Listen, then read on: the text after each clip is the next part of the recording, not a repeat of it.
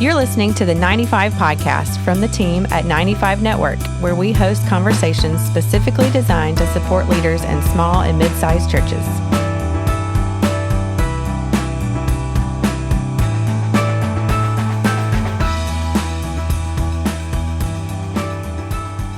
Well, hey, everybody. Welcome back to the 95 Podcast. This is Dale Sellers, Executive Director at 95 Network.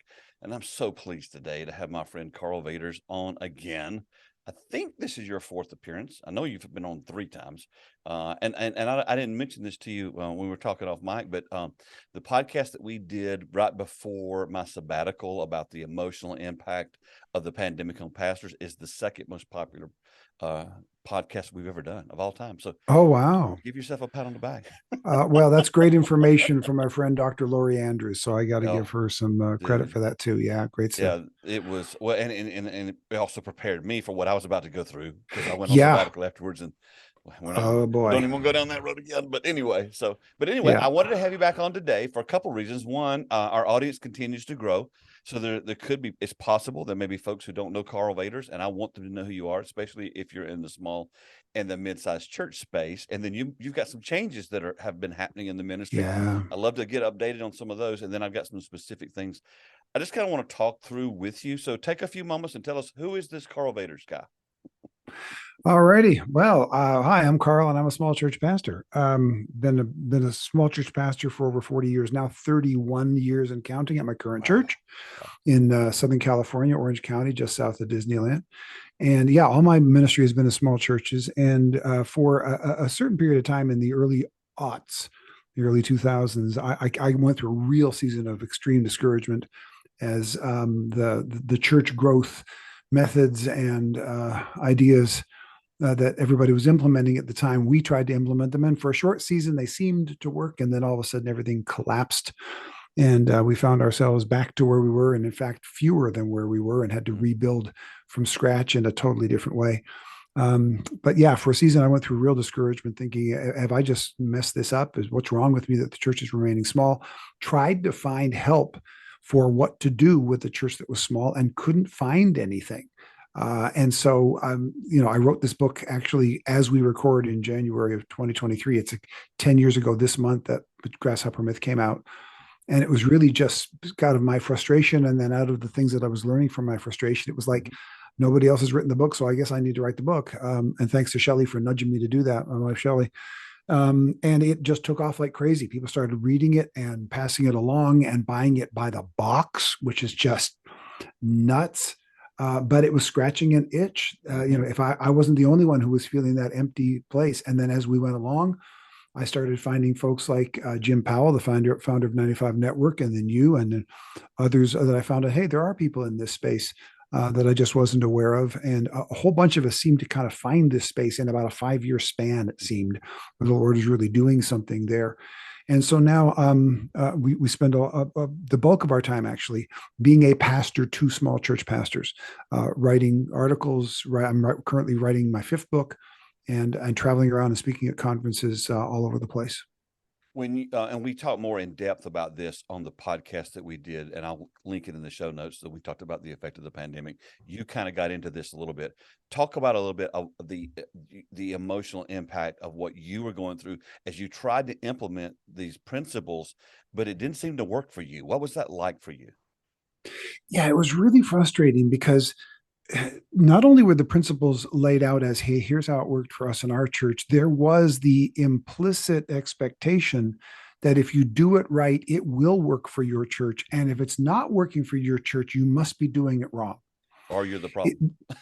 Yeah. The feeling I got, at least, even if this wasn't what they intended to say, the feeling I got from it was, this is the answer. This is the way to do it. And a simple phrase like all healthy things grow, which sounds so benign and so proper when you first hear it. Well, the underside of that is, well, if it's not growing numerically, then it must not be healthy. And so we had this church that, by all indications, in fact, I go through this, it's really weird because I actually found myself in a therapist's office. I was sitting there with a pastoral counselor, a guy who'd been a pastor for over 20 years himself and was helping me walk through some of these things. And he actually asked me at one point, if your church if you took the numbers out of the equation, would you say your church is healthy? And he barely got the question out of his mouth when I went, oh yeah, it's really healthy. Like it set him back. He went, that was a really fast, really certain answer. Yeah. I went, that's actually part of my problem. I go, what do you mean part of your problem? I said, if the church wasn't healthy, if I could see where it was obviously unhealthy, then I would go, oh, that's the problem. I'll fix that and then we'll grow. But I've fixed all those problems as best I can see. So I must either be stupid or blind that I'm not seeing some obvious problem somewhere. Because I look around and I see a healthy church. I see a missional church. I see a loving church. I see a worshipful church. I see a church doing everything the New Testament says they're supposed to be. Perfectly? No.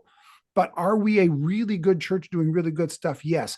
By all accounts, we should be not just growing numerically, but growing fast numerically by everything I can see. And so it was really weird that the health of the church was actually one of my greatest points of discouragement, because I thought I must just be missing something. Well, you and I both were told that phrase, healthy things grow. I heard it 1,000 times. I quoted it. But let me tell you what helped me figure this one out. So I'm doing an event a few years ago in Iowa, and I'm with Chris Rye, who's he's a great executive pastor of a very large church called Prairie Lakes up in Iowa. And he said, I can't stand it when I hear people say healthy things grow, healthy things grow. He goes, don't you come out here in Iowa and say that. He said, because cancer grows, blight on crops grow, and he started naming all these negative things that grow. And I'm going, oh my goodness, that is so. It doesn't necessarily, growth does not necessarily mean it's healthy. And as we have discovered over the years, some of the things that grew back then weren't healthy and they blew up. Right. And so that understanding that phraseology really was juvenile is the word I'll use, or immature. But it was just because people were saying it. But you made a statement there that I want to ask you this question: why did you go seek out help? Because we didn't do that back then. You know what I mean? We didn't. Oh, it was one of the hardest decisions I ever made in my life. Yeah. There were two factors that drove me there that really made the decision for me. I knew inside I needed it, but there were two things that really got me there. One was I was doing counseling with someone at one point and was trying to convince them this, like, why am I here? I can't believe I'm in a pastor's office. How stupid, how sick am I? And I was like, there's nothing wrong with coming and seeking help. That's why we're here. And he looked at me and said, have you ever gone to counseling? And I had to answer him, no. And then it was like, well, then why wouldn't you? And okay, that was the one. And then the other one was, here I am in this place of burnout and I'm fried to pieces. And I sat down with my brother-in-law. And I don't know what's wrong with me. And he asked me, list the symptoms. And he went, those are the symptoms of burnout, dude. You need help. Like he in ministry? No, not full-time pastoral ministry. He comes, no, but he's a good Christian, comes out of a Christian family and so on. Has spent his lifetime around pastors and churches and ministers and has seen it before. And he said, you got to get help. You won't do it without help. So those two things, along with my wife, Shelley, going, come on, I could see her. She didn't say it, but I could see the burden growing on her, because who else am I going to put it on? Were you depressed? What's that? Were you depressed? Yes. And go ahead. If you go through one of the teachings that I do now is you go through Elizabeth Kubler-Ross's stages of grief, denial, anger, bargaining, depression, and acceptance. And I do a teaching where I talk about some of us, if we go through too much trauma, we end up picking one of those and just kind of stay there. Depression is my default. I'm the guy, when I'm really in a bad shape, I just sit and watch too much TV and eat too much ice cream. I just slow down. I turn that anger inward, and it eats me up from the inside out. And I was absolutely depressed. I think somebody defined depression as anger turned inwards. And that's really me. It takes a lot for me to get angry at someone else, but I can get angry at myself real quick. Wow. Was that all built around the fact your church, quote unquote, wasn't growing? Was it? Yeah. Well, it was. Yeah. That was the outward manifestation. Okay. But the other part of it is, as we grew for a short season, quite quickly for a short season, and then we collapsed. And in doing the assessment later of why we collapsed, what happened was I found out that as we got past a certain point where I could no longer do hands-on ministry, where all of my ministry time had to be spent basically doing leadership and administrative things, fundraising and team building and so on, none of which are wrong, but that's not what I'm built for. Mm-hmm. And so I had to discover the hard way that I am hardwired for the small church pastor gifts. Those are my strengths. In addition to that, I can also write well. But even now, as I'm writing and as I'm traveling, I am pastoring other pastors. I'm sitting down for conversations around lunch with small church pastors and being there, and they're to cry on their shoulder, for them to cry on my shoulder. So even as I'm stepping out from my role as a pastor of my church, I'm pastoring other pastors, and that very hands-on kind of active ministry is where my heart is drawn to. So when I was taken out of that because the church grew to a particular size where I had to step away from that and move from being what they call a shepherd to being a rancher, Mm-hmm. that shift took me outside of my area of gifting. And if you try to operate for too long outside of your area of gifting, you can do it for short spurts where there's a need. It's not my gift, but I'm going to help out in a pinch. Mm-hmm. In a pinch, fine. Step outside your gifting, do it because the urgency of the need. But if you stay long-term outside your gifting, you're going to be miserable. And that's where I ended up being. I listened to John Maxwell's Enjoy Life Club. I think I got all of those that he did way back in the 80s and 90s. And I think he may have done 240 or something of those, but there's one that stuck out to me that still sticks out to me today. And it was one he called Security or Sabotage.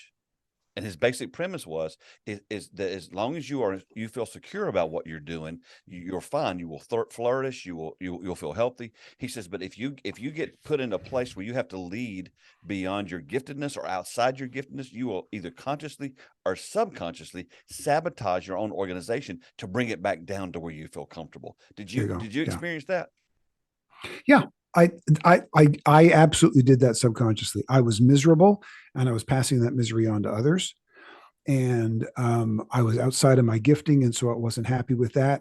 And I even made some technical errors that if I'd had a clearer mindset, I would have noticed and would not have done.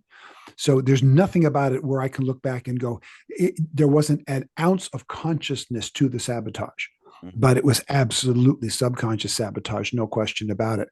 I was miserable, and right now I look back at it, and here's a real vulnerable, raw, emotional truth. If this church had continued to get bigger at the pace that the church growth books and conferences expected it to get bigger given the health we had. I mean, we had pastor after pastor come through and go, oh, this place won't stay small for long. This place is amazing. It's really going to grow. If that had happened and I had continued to pastor it at the state, emotional and spiritual state that I was in, that list of big church pastors that seems to grow weekly, mm-hmm. of those who self-sabotaged, burned mm-hmm. out, and or had a moral failing, mm-hmm. I would be, no question, not a doubt, I would be yet another one of the pastors on that list.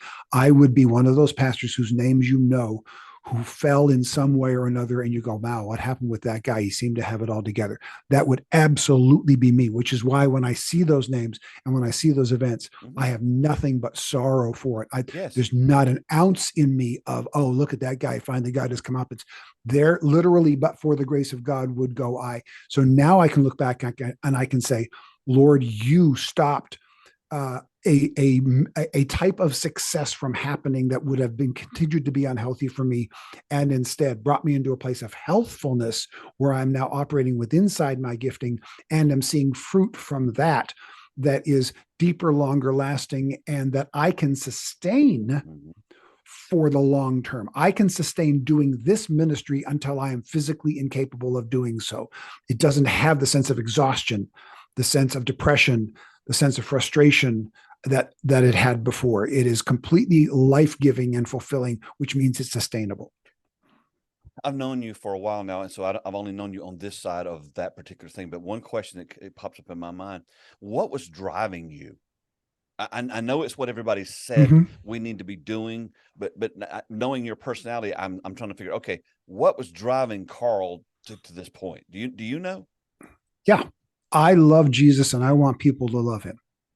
Okay. And I was told by almost everybody who I respected that the way to get more people to love him is to have more people sitting in front of you on a Sunday morning so you can tell more people about Jesus. I didn't see or I didn't pay attention to models outside of more people loving Jesus means a bigger church that you're going to be ministering to. And so I reverse engineered it and said, therefore, if the church is not getting bigger, then I'm obviously not reaching more people to love Jesus. And I'm failing in my call to be an ambassador for Christ. My primary drive was not that I wanted to pastor a massive church, that I wanted to be on a big stage. My primary goal was I want more people to know and love Jesus. And the only way I could see that coming about was that the church got bigger. Yeah. And see, I think that's one of the, you've never verbalized that to me, but as you were saying, I'm thinking we have a connection, and I think it's around, because that's what was going on with me when I wrote Stalled. The different, because, but I'm beating myself up more than you do. So I'm like, Jesus is mad at me because I haven't built this mega church, and he's disappointed in me. And I'm worthless to the kingdom because I can't accomplish this stuff. Cause I did the same thing you did. I tried to implement it. I mean, everything that came out, all the conferences, I'd go to those things, and I'm like, it must be me. I must be the problem. I must be the reason that it can't grow. And the Lord, and the Lord would be like, look at me and shake his head going, yeah, I'm going to tell a part of the story I don't think I've told elsewhere, not because I've hidden it, but because it just hasn't seemed to come up conversation. When I took that time and I was doing that therapy and I was sitting with that pastoral counselor, my second or third session, I had actually taken 40 days away from the church because I was so burned out. My second or third session, at the end of it, he was like, I looked at him and says, I feel like I'm useless. I feel like if I wasn't here, it wouldn't matter. Nobody cares. I'm having no impact on anybody's life. Yeah. And his final prayer before I left his office was, Lord, show Karl that he matters. Show Karl that it felt like, Jimmy Stewart in A Wonderful Life. It's a Wonderful Life, right? That my life does matter. That was his final prayer to me, was show Karl that his life matters. I immediately went from there to have lunch with my brother-in-law, and the same brother-in-law who sent me to the counseling. And because he was in the area, and because I had 40 days off, I had nothing else to do. Yeah. And we sat there, we had lunch. He said, I got to go back to work. And okay. And I was in part of the town. So I called up my sister and said, hey, let's, you want to meet up? I'm over near the house. She said, yeah, I was going to go pick up the kids, but I'll meet you at the house and then we'll go pick up the kids together. I said, oh, that's great. I'm hanging around the kids. I love that. So I go to his house. I go to the house, and I'm not at his house 2 minutes, and he pulls into the driveway. He was going to go to work. He pulls to his house. He gets out of his car and he goes, I'm not feeling well. I'm going to go in. Oh, okay. But 2-3 minutes later, my sister, his wife, pulls up and goes, what's his car doing here? I go, he just said he wasn't feeling well. Went into the house. Oh, I'll go check on him and then we'll go get the kids. She goes in. 2 minutes later, she runs out in a panic. He's having a heart attack. Oh my goodness. He redlined that day. Oh my goodness. Ended up with quadruple bypass. Been there, done that. He actually died on the table. I didn't do that. And they brought him back again. And it was only like the next day or two, is still in the recovery room, and he's finally out of the woods, and we know he's going to be okay, that it hits my sister, and she looks at me and goes, you know what just occurred to me, Karl? I go, what? If you hadn't been there, he'd have died, because I'd have gone to pick up the kids and I wouldn't have been in the house for an hour or more. And they told me he was 20 minutes and minimal, max of 20 minutes that he had without intervention. And obviously, God didn't give my brother-in-law a heart attack so that I'd feel better about myself. But I do not believe that it's coincidence. Yeah, I do not believe that it's coincidence that the Lord said, I'm going to make sure you're there so that your sister's not a widow. Yeah, that's good, Karl. And while doing that, I'm going to give you an extra bonus. I'm going to show you that just simply your physical presence matters. It matters that you are here. And it was one of those, talk about, putting it in bold and drawing a line underneath it. And that was really one of those real steps where the Lord cares enough for me and for my family and for my extended family to do that for us, and to do it in such a way that the message got through really hard. Well, we don't, when you pastor and you've been in pastoring and you do ministry, we don't get very many opportunities of finding out that it matters, that we matter, because, and we need that. We don't pursue that. And what I mean by Yeah. that is, we also, we'll see the fruit on the other side. You need some fruit here and now, in the here and now, every now and then. And like, Yeah. so literally, like, this happened to me a week ago when we recorded this podcast. A wonderful pastor friend, I'm not going to identify him, but because he listens to the podcast, but a wonderful pastor friend of mine in Iowa, he called me last week, and as soon as we start talking, he starts crying. And I'm like, oh God, what happened? And I know some of the staff guys, and he goes, I needed to call you and tell you, you have changed my life. Wow. I said, excuse me? He goes, my life is different because of you. My marriage is the best it's ever been in 20 something years. I'm closer to my kids. In fact, I stopped doing youth ministry at our church on Sunday nights because I want to spend that time with my family, and we do a Bible study together. And my relationship with my wife is the best it's ever been. With my kids, I'm the healthiest I've ever been. And he's just crying. I'm going, whoa. He goes, I just want to thank you because you changed my life. Wow. And first, yeah. I'm like, what? Okay, what's the punchline? because the reason I said that is because every pastor listening right now was probably thinking, oh man, I wish someone would call and tell me that. Absolutely. Sometimes they do, and sometimes they don't. But most pastors go way too long without hearing any of that. And what's interesting is now doing what I do. So I write the books and I write the articles and I'm on podcasts like this, and I go and speak at conferences, which means I get a ridiculous amount of praise coming back my way. Mm-hmm. I randomly, it's rare for a day to happen where I don't get an email that says, I just read your book or your article, or I was at your conference. I just want to say thank you to that. Because I'm touching so many people now because of the type of ministry that I'm doing. Sure. But I know, because how many years did I do it in smaller churches where it's the same folks every single week, and they're not going to tell you every single week. So it reaches a certain point where unless you do something extraordinary for them, it's just the way we live life, and it's just the pastor being the pastor. Mm-hmm. So we have to find, when we're in those positions, we have to find reserves somewhere within us and in our relationship with Jesus to show us our value before God, because it's not, for the typical pastor, it's not going to happen at the relentless pace that it now happens for me. On the other side of that, I also have to recognize that a thank you from someone whom I've never met and may never meet, while it's nice, I also can't live for that. Yeah. That'll because it's fluff. I mean, it's really what it is. It is. And I was thinking, because you're in the same church, same people all the time, that you don't get a lot of praise, but boy, they'll point out the things they want you to fix real quick. Yeah, exactly. It's the nature of the job. Yeah. We do the same thing with Jesus, right? How often do we do prayer requests this week? Mm-hmm. On the 10th week, the prayer gets answered and the person's not sick anymore. We do one thank you prayer and then we're gone. So like we're 10-1 on requests to praise to God himself. So we do the same thing to the Lord. So we're not better than Jesus. So if Jesus gets somewhere 10-1 request to praise. Well, and if you want to really get into it, I mean, he spent 3 years helping everybody and they killed him. So, I mean, it's just the nature of the job, but we still need it. So what we're going to do, I want to take a quick break. We're going to come back because I've got about 50,000 questions I need to ask you on the backside of the break. So quick break. We'll be right back with Karl Vaters. And we're back with Karl Vaters here, and I just loving talking to you. And it's fun because we tend to dive into things we hadn't really thought about diving into. Yeah, all the time. And you think about, well, what do you do to stay healthy? What do you do for fun? I like hiking. I learned years ago. I was never a sports guy. I'm not good at sports. I'm really tall, so every time I would show up and at a new high school class, or when I went to college, the coach was looking at me every time I turned around, and I literally went up to the basketball coach at the college and went, I know what you're thinking. I don't play the game. I hate it and I'm bad at it. Yeah, and he went, okay, you can't. So yeah, because I have no coordination whatsoever. But what I discovered was, while I don't have the coordination, I don't have strength, I don't have speed, I have persistence, and I can just keep walking. So I started learning not just to walk, but to hike.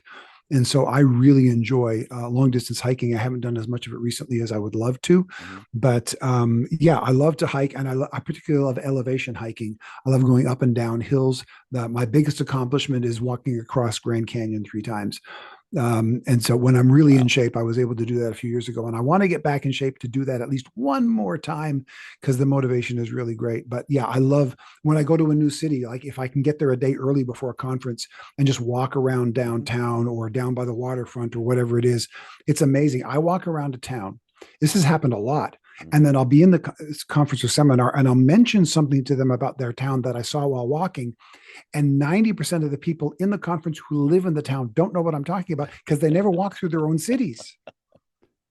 Oh, well, that's probably true. Well, I asked you So that yeah, question. I love that. I'm a walker. I asked you that question because I continue to meet pastors who don't do anything for fun. And I don't define fun by the way Dale does fun. I won't even talk about the things that I do because I'm not the litmus test for fun, but everybody needs to do something for fun. And a lot of them don't. So here we are. We're recording this in early 2023, and there's been some shifts and some changes in your ministry. Kind of walk us through some of those things. Yeah, there's a lot of, we're just at the beginning stages of it. And in fact, I'm going to give your audience a tease that I'm not even making public announcements yet on. We're not hiding it. We're just simply in the preparatory stages of it. So we're not ready for the big launch yet. But a couple of things. First of all, I am writing book number 5. The goal was for it to be out at the end of this year, but simply because of the weird state of publishing right now, including like they have a hard time finding paper. It'll be early 2024 when the book is out, and that book is going to be called De-Sizing the Church. And I'm looking actually at the history of how we got to an obsession with size.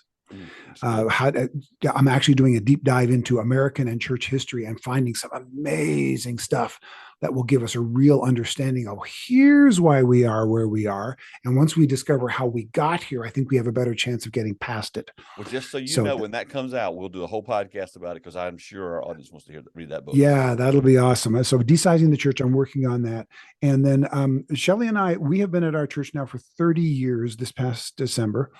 And as of January 2024, just after our 31st anniversary here, well, first of all, I was the lead pastor for 25 years. And for the past 5 years, I've been the teaching pastor because I handed the lead pastorate off to my youth pastor, who's doing an extraordinary job.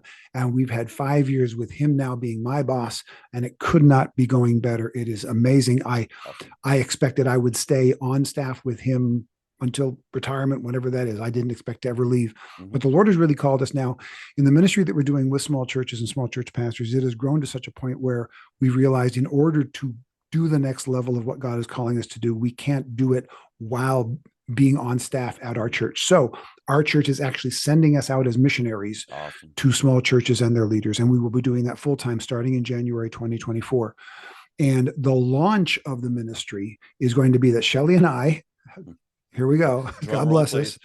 Shelley and I are going to spend the entire year of 2024 in an RV, taking a road trip of the entire country. We're going to call it the Small Church Essentials Road Trip. We're going to go through the entire country. We're going to hit every major region of the country, including where you are. You're going to stop and do counseling on the way. Yeah. Well, you're going to have to counsel us along the way, maybe. That's what I meant. I didn't mean y'all were going to counsel. Yeah. And we're going to do a handful of things. We're going to put on, first of all, what we're calling refreshers, which are going to be it's not a workshop. It's not a seminar. It's not a conference. There will be kind of that at its core, but it's not going to be you come and you get 18 hours worth of stuff downloaded and then go home with your brain hurting, although there'll be some of that in it. We want to build on either side of those days to slow down, to relax. We're going to call one day the drop-in day, where we're here all day. And if you're a pastor anywhere within driving distance, drop in anytime. We're here. We're going to hang out. We'll buy you coffee. We'll have lunch with you. Whenever you come by, we'll hang out with you. We'll do another day where folks from ministries like Convoy of Hope will come in with material goods. Bring your biggest pickup and you will go home loaded down with supplies that can help you minister to your community. In some communities, we'll do an outreach in that community. But on either side of what would normally we would call a conference for several days, we're going to have these other opportunities to do things slightly differently than usual, where you can go home feeling really refreshed, more than just simply loaded down with resources, but really feeling like you got a break. So that's one of the keys. The other two things we're going to be doing during that year are we intend to raise and give away $1 million worth of resources to pastors and churches in need. About half of that we expect to raise and give away in cash. The other half we expect to raise and give away from resources. We're going to call every publisher we know. We're going to get a hold of contractors. We're going to get a hold of all kinds of people who have all kinds of resources that churches can use, that pastors can use, and have all kinds of free goodie giveaways to just load you up with stuff that will really, really be helpful for you. So we're going to give away $1 million worth of resources in 2024. And we want to put together a database where we can have people who can give pastors a break. Right now, the biggest need for pastors is not resources, it's rest. They need a break. Yes. And so what we want to do is we want to put together 1 decade's worth of days off for pastors from a database of pastors that you can go to and find a pastor who can come in and preach for you on a Sunday and give you a Sunday off, to a retreat center that says we've got this many spots for free to offer to pastors and their wife who need to get away for a retreat, to people who have a vacation cabin that they say you can get away for a month with your family and get a sabbatical and not have to worry about paying for the place where you're going to be anyway. And give you that break. We want to put together all of those resources so that and then build up our website where you can go there and you can find that and have that giveaway. And then as we do that, for us, the other big reason we're doing it is you cannot understand small churches by doing a survey or reading a demographic study. Amen. You can understand big trends and big churches that way, but you can't understand small churches that way. The only way you can know what's going on in small churches is you got to show up, put your boots on the ground. Yep. So for us, the big reason we're doing this in 2024, the thing we'll get out of it is we want to be in these places and be with people and spend time in small churches and in these environments so that we can really see what's really happening in the small church in America today, especially what are some of the changes that we've undergone and we're undergoing right now, so that by the end of 2024, as we continue to help small churches, we'll be able to target our resources more accurately because of what we can learn in 2024 by spending the entire year on the road, going from small church to small church, small town to small town. That's overview. Yeah, that's my plan. And you a little bit recently changed the name of the podcast too, your podcast. Yeah, the podcast was Can This Work in a Small Church, which I was happy with for a while, but it started feeling gimmicky after a while because the answer was always, yeah, it can work in a small church. Why would we interview somebody about something that can't work in a small church? So I started wondering, what could we call it? And what occurred to me is, you know what? We have all these great conversations in the church lobby. This is where people really get honest with each other. And in a lot of churches, the church lobby may have been where you've had some of your toughest conversations. The church lobby may be where you were let go from your ministry or where you realize this is the time I got to leave the church. A lot of stuff happens in the church lobby, both good and bad. So we thought, let's call it the church lobby. So it's the church lobby, the conversations on faith and ministry. And it's a place where we have those kinds of conversations. So, and also, quite frankly, when I had small church in the title, I heard so many times of a pastor of a dozen people. It's like, I'm not going to listen to that. It's about small church. It's like, dude, you pastor a dozen people. But it's like it was a roadblock for some people. Now, I didn't mind that it was a roadblock for people who, were looking down on small churches. Fine. You'll go down on us. We're just going to be fine. Yeah. But when the people I'm trying to reach and encourage are feeling a roadblock because of the word small in the title, I thought, let's make that adjustment. So the podcast is now called The Church Lobby: Conversations on Faith and Ministry. And I'll have links to all that stuff in your books and your website, in the website, in the show notes of this. Before we run out of time today, there's a couple of things I want to ask you. So we're recording this this is January of 2023. So it's just begun this new year. Tell me what you're seeing right now as you work with pastors across the country. What are you seeing that really, let me ask you this way, that really concerns you? Oh, that really concerns me. Yeah. This desire to go back to the way things were before pandemic is a real problem because it's totally wasted energy. We can't go back. We got to go ahead. So, and here's the big part of the frustration for me.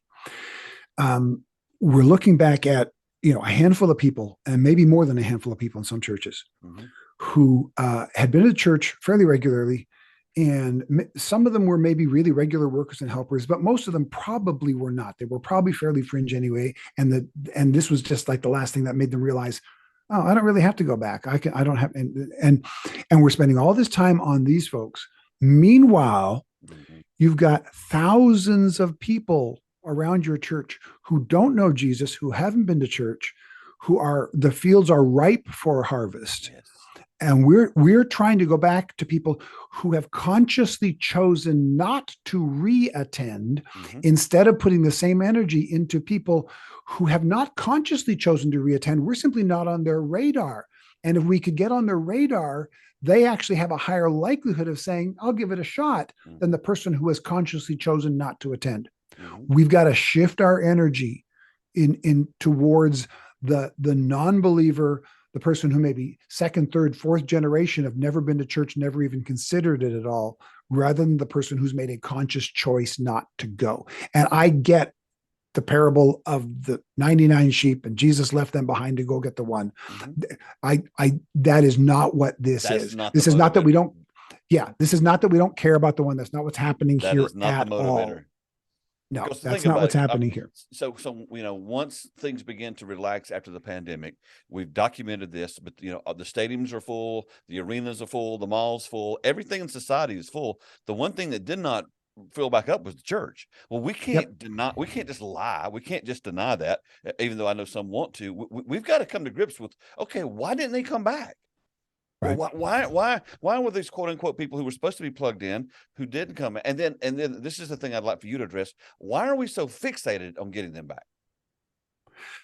I'm for the small church pastor, part of it is we actually know them. So for in a big church, if they were obsessed, they're not obsessed with getting them back for the most part, because it's a percentage loss. And if they can replace that percentage loss with anybody, they don't care, because they don't know the people personally. That's not a put down of them. You simply can't know that many people in thousands. But in a small church, this isn't, that we've lost 15% of our people. This is that the Jones family hasn't showed back up again. And, Marge and Gunther, they haven't shown up again. And why are these people not here? And I miss them and I like them and I thought we were friends. And there's a pain, there's a deeper emotional and relational pain attached to it that we want to heal by having them come back again. So I think that's a big part of it for the small church, is it just hurts more. And the idea of somehow replacing them with somebody else, well, we'll be grateful for the new person who comes in. That's not going to make their departure less painful. See, here's what I think. So I think we were not integrating new people before this. Yeah. One of the things that happens, I do vision days. And one of the things I'll do sometimes when I do a vision days, they'll have me be a secret shopper.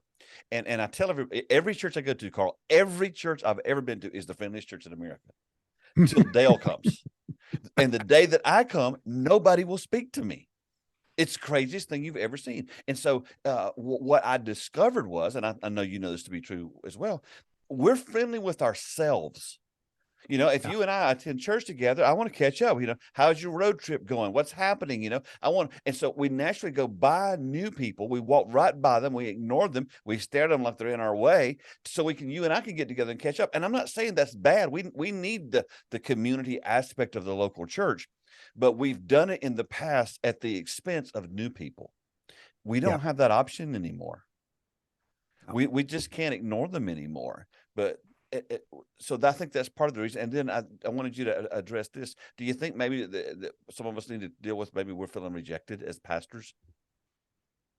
Yeah, I mean, that's part of what I was implying earlier. When somebody we actually know and that we've actually spent time with and we've actually helped through a crisis leaves, we don't feel like they've rejected the church as much as that they've rejected us. And and we're already feeling quite often as a small church pastors, especially, are often already feeling inadequate because there's only so many coming here, and the church down the street has this big boom going on. And why can't I get more? And now the people that I thought I could rely on, they're ghosting me. I can't even get them to return an email or a phone call before. And I thought I was not just their pastor, but actually their friend. I thought they cared about me and not just me caring about them, which is why we have got to find our identity in Christ and not in the work that we do, and not in what other people think about us. That's where our identity has to be grounded. And it all comes back to the kind of soul care that you are talking about and the kind of ministry that you do with so many pastors now, trying to help to encourage us from a soul care standpoint. If we are already feeling less than or inadequate or frustrated by, and then we have this departure, it's devastating. But when you're healthy, when you're strong, it's just like your physical body. If you have a disease that attacks your physical body, but the physical body is otherwise healthy, you are far less likely to notice it unless it's severe. And if it is severe, you're far more likely to survive it. But if you're unhealthy, you're less likely to survive. And we got a whole bunch of people there that are unhealthy. And now we've gotten hit with this. And that's why we're hanging on by the skin of our teeth in a lot of places and living and walking through very unhealthy ways through ministry. Before we run out of time, and that was so good, but I want to get into this while I have you here, because again, you are a national, you have national contacts with people in our space. Why can't the small church specifically, or the small and mid-sized church, why are we opposed to or adverse to embracing online ministry? Do you have any thoughts there? Some of it is just the technical fear of it. We don't know how to do it. We don't have a tech team to be able to do it. And so it feels really, really overwhelming to a lot of small church pastors, most of whom are older than the typical pastor of the typical large church. So the technical aspect of it is number one. Number two is we think if they're watching online, they won't show up in person. And I got news for you. If they're not wanting to come to your church, they're not going to be watching you online either. There's nobody who's saying, deep. I love that church, but I only want to watch it online. Nobody is saying that. Yeah. So we've got to get past that. It's like when, let's go way, way back when television came in and the movie business went into an all-out panic. Nobody's ever going to go to the movies again. Well, the movies did and are doing just fine. And then computers came along and said, nobody's going to watch TV anymore. And yeah, now they do. They just do it in a different way and they adapted to it. And so now technology comes along. If people are going to be watching at home, they won't show up.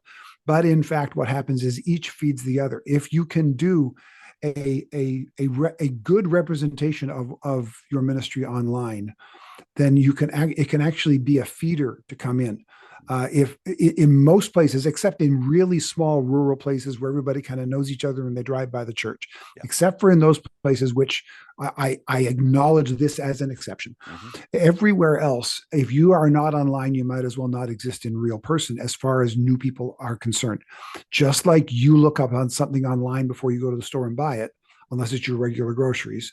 Everybody does the same thing with church. So if you don't exist online, or if you aren't doing it, you don't have to do it high quality. You don't have to have all the bells and whistles, but let's get the mic in a place where you can understand it and get the camera close enough that you're not showing a whole bunch of empty seats rather than simply narrowing on what you do. And let's get somebody who can clip the front worship off and the back worship off, because even if your worship is great, the online mix is always terrible. It's always terrible. And even if it's great, I don't watch when I'm gone from my church, I don't watch the worship. I fast forward to whoever's preaching that day. That's what people online want to watch. So give them that. And if you can give them a fair representation of good teaching on Sundays, then they go, okay, that might be a church that I'll check out on a Sunday. So if we treat it well, it doesn't have to be high tech. It doesn't cost a lot of money. It can actually be a feeder to us, but we're afraid that it's going to be a distraction from it. And that's not how it works. Are you seeing churches almost going back? Again, we talked earlier about a lot of folks want to go back to pre-pandemic. I'm actually seeing churches who embraced online during pandemic who are like, okay, that's not important. We're supposed to be in person. Are you seeing that? Yes. Yeah. Like, oh, well, we're done. We don't need it anymore. We're done. I'm looking at it going, you learned it. You figured it out. You did it. You know how now. Wow. Continue to do this. But I think the reason is they're afraid that if we offer it online, then we'll actually reduce our in-person thing. And that simply isn't how people function. Well, I want to ask you, I need to ask this the right way, but I'm a little concerned with the fixation that so many of our churches have about the in-person gathering. Is it really, how do I word this?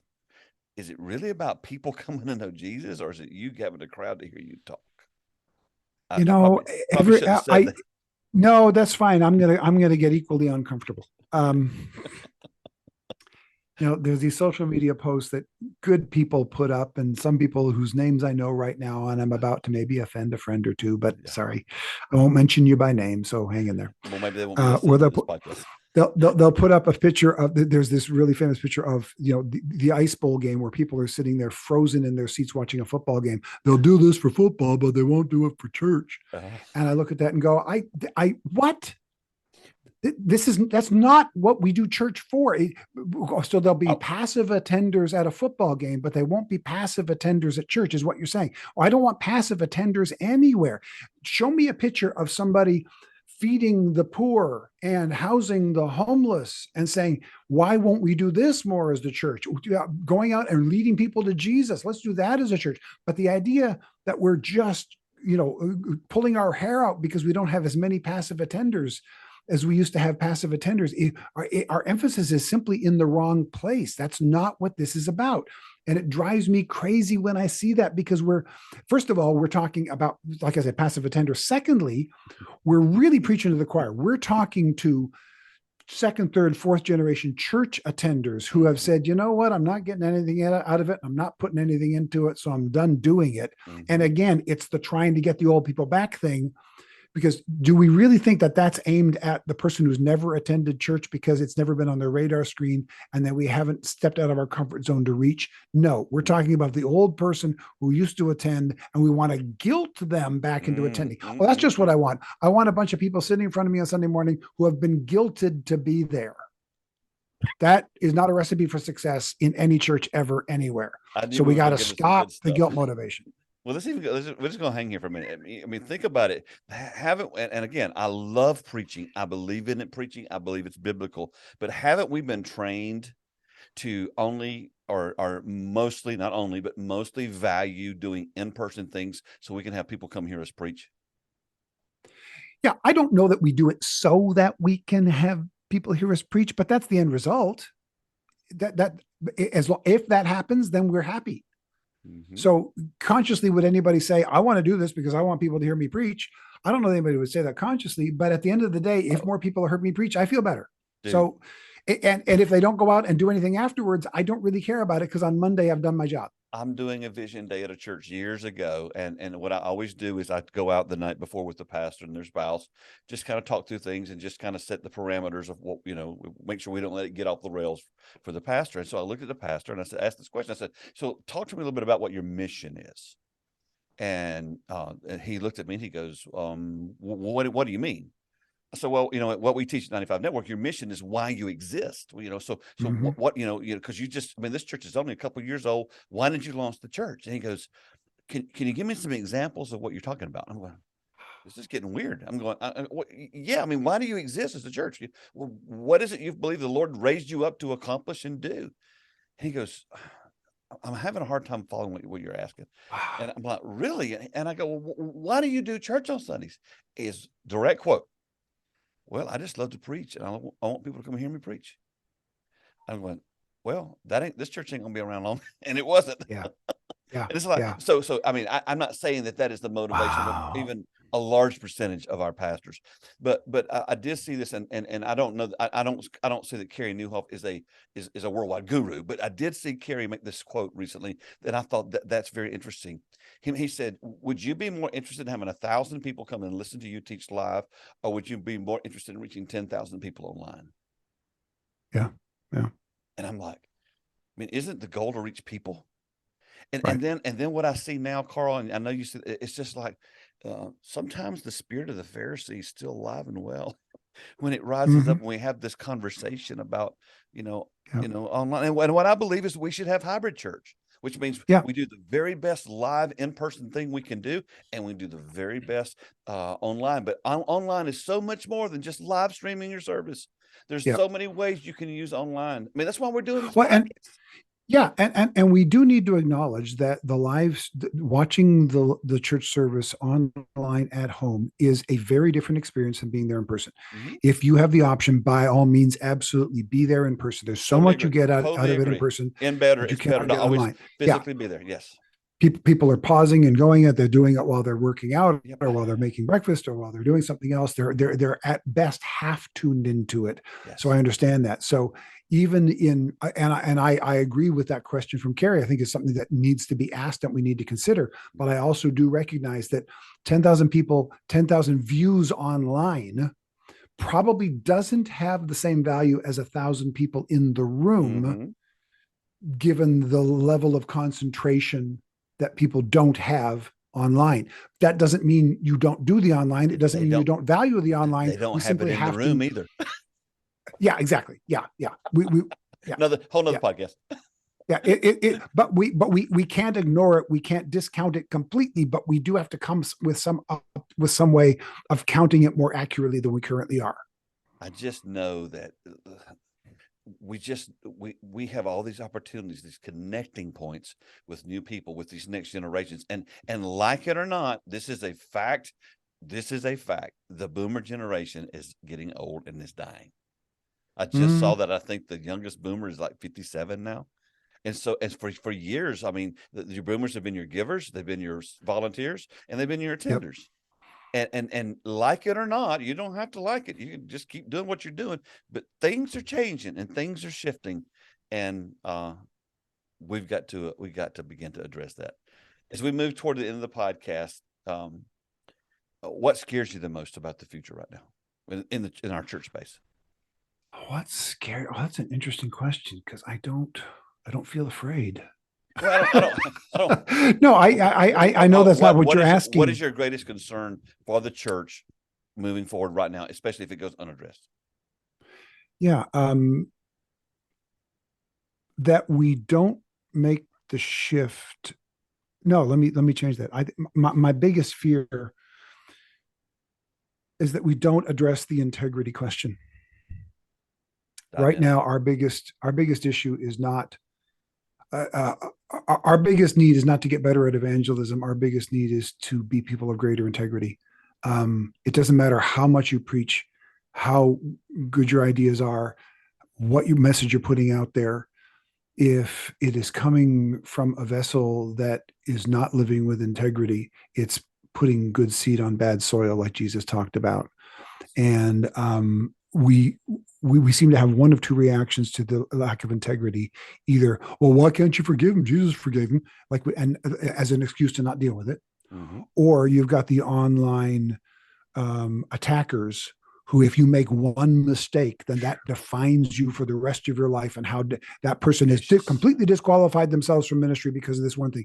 There are things that absolutely will disqualify you from ministry. I'm not talking about those. Mm-hmm. I'm talking about the extremes on either end. And what we need is this middle ground of living with integrity, and then dealing with a lack of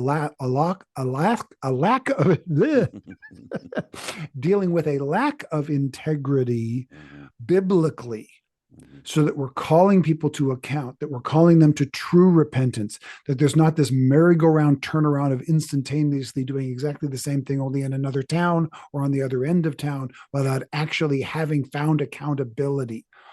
And that's my big concern. It is that the Church of Jesus is not dealing with issues of integrity as well as we should. I knew that having you on was going to be good. But this may have gotten even gooder than I thought it was going to, because I would say, if you had asked me that same question, I probably wouldn't word it exactly, but that would be my issue too. I think about this all the time. Jesus said it would be better for you to put a millstone around your neck and cast yourself in the ocean than to harm the little ones. And that lack of integrity thing has more of a ripple effect than I think most pastors can understand. And we can't let the machine of ministry destroy us. So here's the thing: if you're listening right now and you know you're compromising your integrity, reach out to 95 Network, reach out to me, reach out to Karl. His email address will be in the show notes. But please, if you're heading down that road, I know you think that you got it together. So did King David, and so did everybody else that you've ever read about in the Bible. But the Bible says whatever's done in the dark is going to be brought to light. And this integrity thing is so huge. Karl, thank you for being on today. Oh, you're welcome. It's always good to be with you, Dale. I appreciate it. I just love your frankness and honesty. And I love having you on, because you do have a lot of experience in the space with people we're trying to help. And so we'll put in the show notes all kind of contact points for Karl. But again, just, man, thanks for being my friend. I'm looking forward to more things that we get to do together in the future. And I'm so excited about what God's doing for you and what he's opening up for you. Cannot wait to hear how the tour goes. Yeah. Well, we'll be stopping by. You're not going to be watching it from a distance, at least not all of it. Well, I'll take you to when you get over here in South Carolina, I'll take you to the peddler for a nice steak. Oh, good. All righty. All right. Bless you, man. You got it. Thanks for listening to the 95 Podcast. We look forward to sharing another episode with you next week. In the meantime, visit our website at 95network.org. The website is loaded with great resources created for small and mid-sized church leaders. Until next time, have a great week.